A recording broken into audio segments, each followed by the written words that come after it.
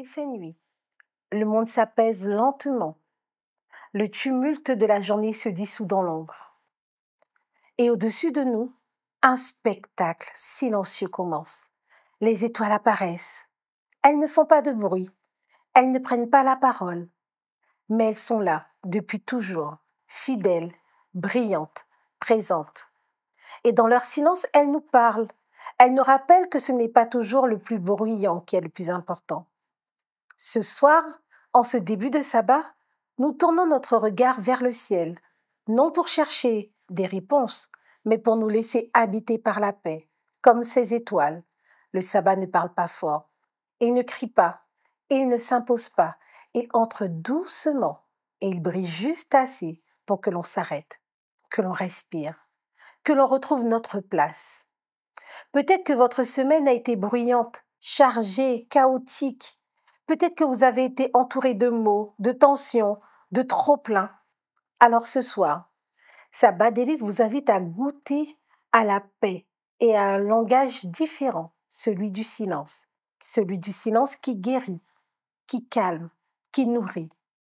Bienvenue dans ce moment spécial où Dieu parle sans faire trop de bruit, comme une étoile dans votre ciel. Prions. Père, merci pour ta création. Merci pour ces étoiles qui illuminent notre ciel. Tu les as placées là pour un but bien précis. Et ce soir, tu vas nous enseigner à travers elles. Merci pour ton amour. Au nom de Jésus. Amen.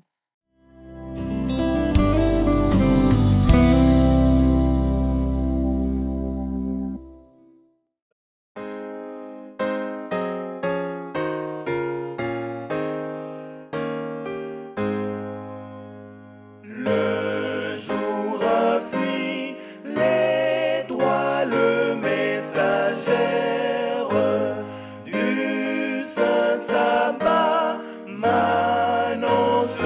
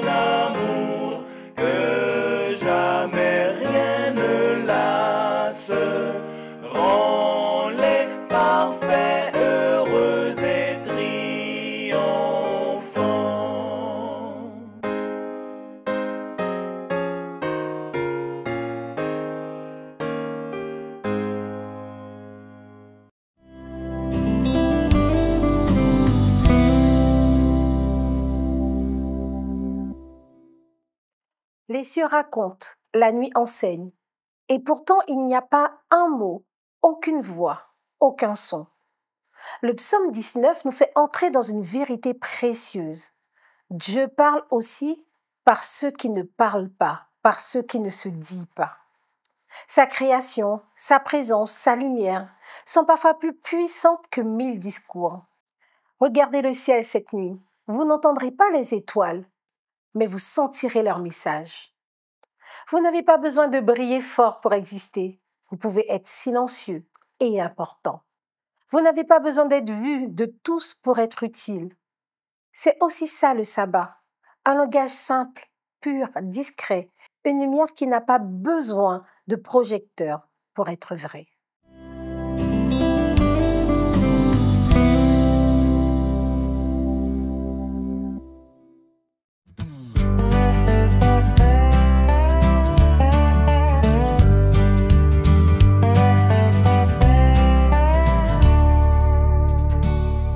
Les cieux racontent la gloire de Dieu, et l'étendue manifeste l'œuvre de ses mains. Le jour en instruit un autre jour, la nuit en donne connaissance à une autre nuit. Ce n'est pas un langage, ce ne sont pas des paroles dont le son ne soit point entendu. Reçois favorablement les paroles de ma bouche et les sentiments de mon cœur. Reçois favorablement les paroles de ma bouche et les sentiments de mon cœur. Ô Éternel, mon rocher et mon libérateur, et le soleil semblable à un époux qui sort de sa chambre, s'élance dans la carrière avec la joie d'un héros. Il se lève à une extrémité des cieux et achève sa course à l'autre extrémité. Rien ne se dérobe à sa chaleur. Reçois favorablement les paroles de ma bouche et les sentiments de mon cœur. Reçois favorablement les paroles de ma bouche et les sentiments de mon cœur. Ô Éternel, mon rocher et mon libérateur, la loi de l'Éternel est parfaite, elle restaure l'âme. Le témoignage de l'Éternel est véritable. Il rend sage l'ignorant, les ordonnances de l'Éternel sont droites, elles réjouissent le cœur. Les commandements de l'Éternel sont purs, ils éclairent les yeux. Reçois favorablement les paroles de ma bouche et les sentiments de mon cœur.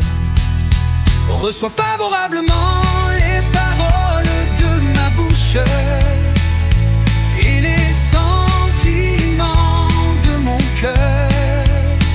Ô Éternel, mon rocher et mon libérateur, ô Éternel, mon rocher et mon libérateur, ô Éternel, mon rocher et mon libérateur, ô Éternel, mon rocher et mon libérateur.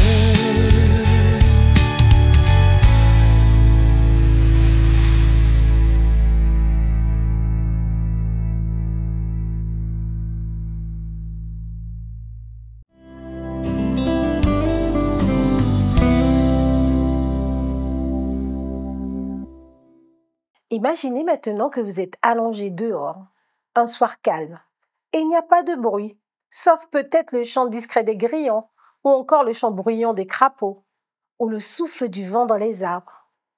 Le ciel est vaste, dégagé, et les étoiles scintillent, paisibles au-dessus de vous. Aucune ne parle, aucune ne bouge. Et pourtant, elles illuminent la nuit. Certaines sont grandes, brillantes, presque éclatantes. D'autres sont plus discrètes, presque invisibles à l'œil nu. Mais elles sont toutes là, fidèles, présentes. Et ensemble, elles dessinent une carte du ciel, un chemin de lumière. Et si vous aussi, vous étiez une étoile? Vous n'avez pas besoin de parler trop fort. Vous n'avez pas besoin de tout faire parfaitement. Peut-être que votre présence, votre douceur, votre écoute, votre sourire, peut-être que votre fidélité tranquille éclaire quelqu'un sans que vous le sachiez.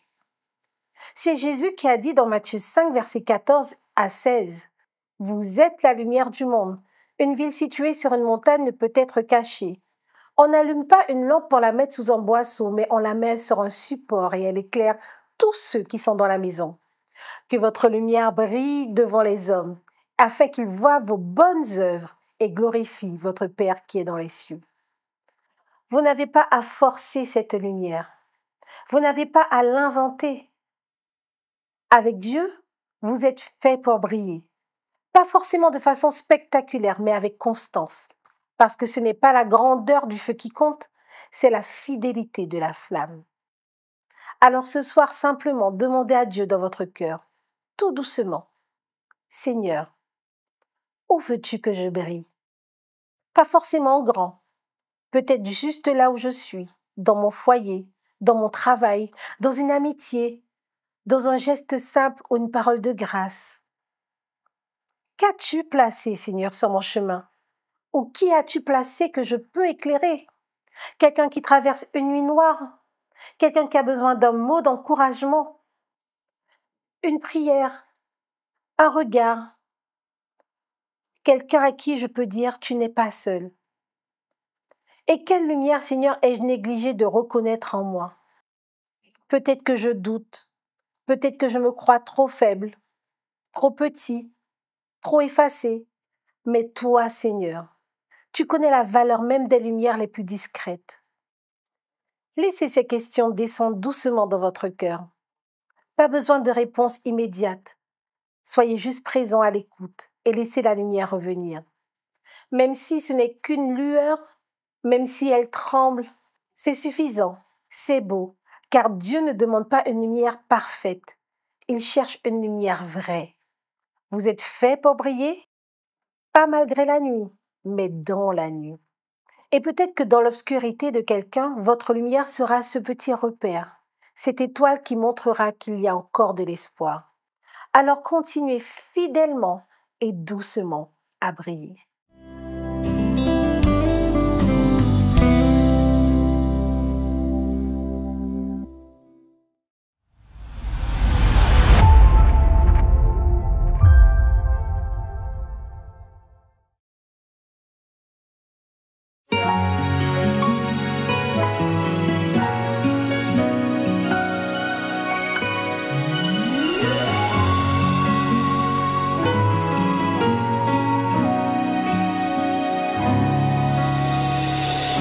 Celui qui sonde les cœurs et qui répond à toutes nos prières, qui est plus brillant que le soleil. Oui, c'est mon Seigneur et mon Sauveur. Jésus, personne n'est comme toi. Les cieux manifestent ta majesté. Au grand de ta bonté, Jésus, personne n'est comme toi. Juste à ton nom, la terre tremble de peur. Ton nom est sans égal, Jésus.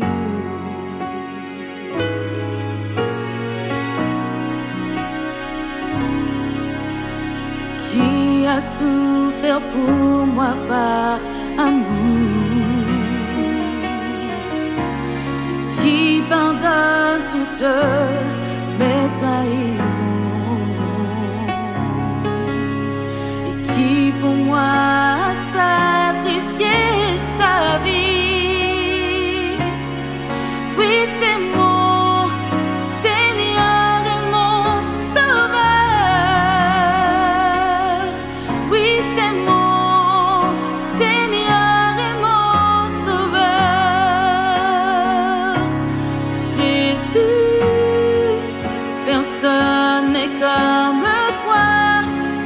Les cieux manifestent ta majesté. Oh, grande est ta bonté. Jésus, personne n'est comme toi. Juste à ton nom, la terre tremble de peur. Ton nom est sans égal. Oh, tu es le Tout-Puissant. Ta gloire dure d'éternité, digne d'être adoré, car tu es un Dieu saint. Oh, tu es le Tout-Puissant. Ta gloire dure d'éternité, digne d'être adoré, car tu es un Dieu saint.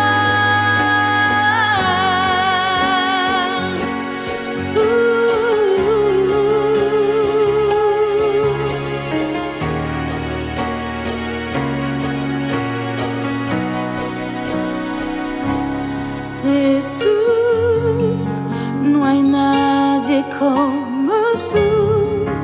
Los cielos cuentan de tu majestad. Cuán grande es tu bondad, Jesús. No hay nadie como tú. Las tierras se estremecen al mencionar tu nombre sin igual, Jesús.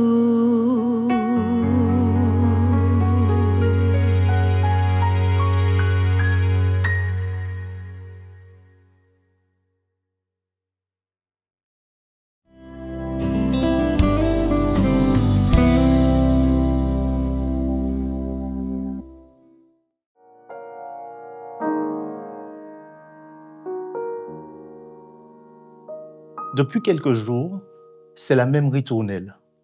Encore un jeune abattu, encore une famille endeuillée, encore une nuit d'angoisse à Fort-de-France, à Dillon, au Lamentin, à Sainte-Marie. En Martinique, l'année n'est pas encore finie et déjà le compteur macabre des homicides s'affole. Derrière ces chiffres, des visages, des mères qui pleurent, des enfants qui grandissent sans père, des quartiers sous tension, des habitants qui n'osent plus sortir après la tombée du jour. Beaucoup de ces crimes ont un lien avec les trafics, qu'il s'agisse du trafic de drogue, du trafic d'armes, d'argent sale. Mais si l'on regarde de plus près, ces violences sont les symptômes visibles de mal plus profond, plus insidieux. Pourquoi en sommes-nous arrivés là? Pourquoi? Les causes sont multiples. Une éducation en souffrance, avec des écoles qui manquent de moyens, des enseignants qui peinent à faire classe à des élèves blessés dans leur chair, dans leur histoire, des familles disloquées où l'on grandit sans repère, sans cadre, parfois sans affection, un modèle de réussite dévoyé où l'on admire les bad boys, ceux qui imposent le respect par la peur, la violence ou la provocation. Ajoutons à cela un chômage de masse, une perte de sens, une désespérance diffuse. Et voilà un cocktail explosif. Mais ce que nous voyons aujourd'hui n'est pas nouveau. Dès les premières pages de la Bible, elle surgit. Un meurtre fratricide aux origines de l'humanité. Une violence née d'une frustration non maîtrisée, d'un sentiment d'injustice et d'un refus de se remettre en question. Le pire, c'est qu'après le meurtre, Caïn refuse toute responsabilité. Il refuse de regarder la réalité en face. Il dit, suis-je le gardien de mon frère? Et cette phrase, chers amis, résonne étrangement aujourd'hui. Dans nos quartiers, dans nos écoles, dans nos maisons, sommes-nous encore les gardiens les uns des autres? Ou bien avons-nous laissé l'indifférence, le mépris, l'égoïsme détruire le lien fraternel? Et pourtant, même face à ce premier meurtre, Dieu ne répond pas par la vengeance. Il interpelle Caïn. Il lui parle. Il place même un signe protecteur sur lui pour éviter qu'il ne soit tué à son tour. Autrement dit, Dieu refuse d'entretenir la spirale de la violence. Il cherche encore à sauver, à interrompre la chaîne. Et c'est là que le sabbat entre en scène. Le sabbat nous arrache à ce monde qui glorifie la force, la violence, la vengeance, la domination. Il nous rappelle que nous sommes créés à l'image de Dieu, non pas pour tuer, mais pour aimer. Il nous rappelle que la vie est sacrée, que chaque être humain est mon frère, chaque être humain est ma sœur. Le sabbat, ce n'est pas juste un jour sans travail. C'est un sanctuaire dans le temps, un espace où Dieu dépose sa paix. Un jour où chaque semaine, il nous tend la main pour nous sortir de notre spirale destructrice. Le prophète Ésaïe avait déjà cette vision quand il écrit « Si tu retiens ton pied pendant le sabbat pour ne pas faire ta volonté en mon saint jour, alors tu trouveras ton plaisir en l'Éternel. » Dans Ésaïe 58, versets 13 et 14. Le sabbat est donc une invitation à suspendre le cycle infernal, à sortir de la logique de la violence, de la peur, du stress, à retrouver le calme intérieur, la respiration divine. Quand un jeune lève la main sur un autre, c'est qu'il a souvent été privé de tendresse, de reconnaissance, de repos. Quand une société glorifie l'agressivité, c'est qu'elle a oublié la douceur de la voix de Dieu. Le sabbat, lui, déprogramme la brutalité que l'on peut entendre aujourd'hui dans des chansons, par exemple. C'est un jour pour respirer, un jour pour réapprendre la paix, un jour pour réapprendre à écouter Dieu, à écouter les autres, à écouter même son propre cœur. Et Jésus, que faisait-il le sabbat? Bien, la Bible nous dit qu'il entrait dans la synagogue. Et qu'est-ce qu'il faisait? Il guérissait les malades, il redonnait un visage humain aux exclus.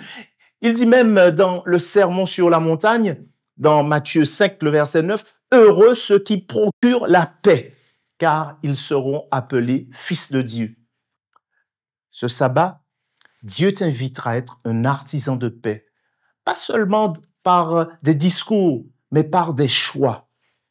Choisir de pardonner plutôt que se venger. Choisir d'aimer au lieu d'humilier. Choisir d'écouter au lieu de crier. Choisir de bénir même ceux qui ne le mériteraient pas, selon nous. Car la violence ne se guérit pas par plus de violence. Elle se guérit par un changement de cœur. Et le sabbat, eh bien, c'est ce rendez-vous-là, hebdomadaire, avec celui qui change le cœur. Il ne s'agit pas de fuir la réalité, mais de faire une pause sacrée pour mieux transformer cette réalité. Car le sabbat, ce n'est pas une parenthèse. Non, non, c'est un commencement de paix, un commencement de réconciliation, un commencement de fraternité. Et toi qui m'écoutes et qui me regardes, peut-être que tu es fatigué de voir la Martinique s'enfoncer chaque jour un peu plus dans la violence. Peut-être même que tu connais quelqu'un qui est tombé sous les balles. Aujourd'hui, mon ami, Dieu te dit, viens à moi et je te donnerai du repos. Ce sabbat, ne fuis pas, viens te poser. Que dis-je? Te déposer. Laisse la violence du monde dehors. Entre dans la paix de Dieu. Et si tu es un jeune, un homme, une femme en colère, laisse le sabbat te rééduquer à la paix.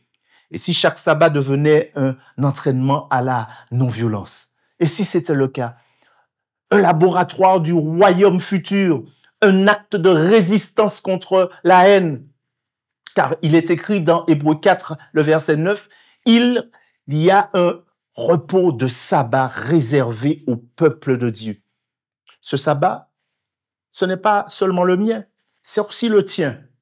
Un refuge pour l'âme, un antidote à la violence, un prélude au royaume futur. Alors accueille ce jour, accueille ce moment, accueille ce sabbat comme un souffle de paix dans le cyclone de ta vie, dans le cyclone de cette société. Et marche cette semaine comme un fils, une fille de Dieu, un témoin d'espérance, un acteur de paix dans une île qui en a tant besoin. Amen.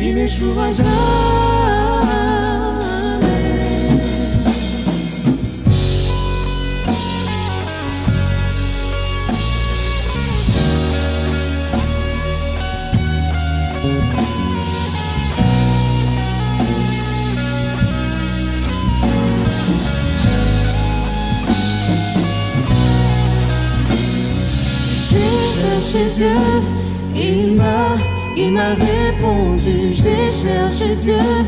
Il m'a répondu, j'ai cherché Dieu. Il m'a répondu, j'ai confiance en lui, j'ai confiance en lui. J'ai cherché Dieu. Il m'a répondu, j'ai cherché Dieu. Il m'a répondu, j'ai cherché Dieu. Il m'a répondu, j'ai confiance en lui, J'ai confiance en lui, mon sauveur, qui n'échouera jamais. Il n'échouera jamais. Je te fais confiance, mon sauveur, qui n'échouera jamais. Il n'échouera jamais.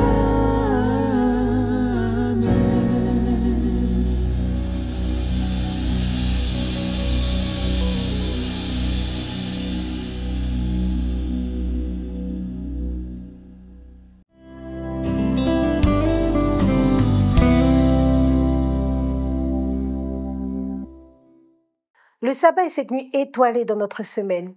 Il ne se remarque pas par son bruit, mais par sa présence. Il vient poser une lumière discrète mais précieuse au-dessus de nos journées chargées. Ce soir, retenez ceci. Vous n'avez pas besoin de faire du bruit pour exister. Vous n'avez pas besoin d'être vu de tous pour être aimé de Dieu. Il vous voit, il vous connaît. Votre lumière doit briller. Il sait ce que vous traversez et il veille sur vous comme sur chaque étoile dans le ciel. Alors reposez-vous, laissez sa paix vous envahir, éteignez les bruits du monde et laissez parler le silence de Dieu. Sabbat délice s'éclipse, mais que votre lumière brille doucement, mais sûrement. Bon sabbat à vous.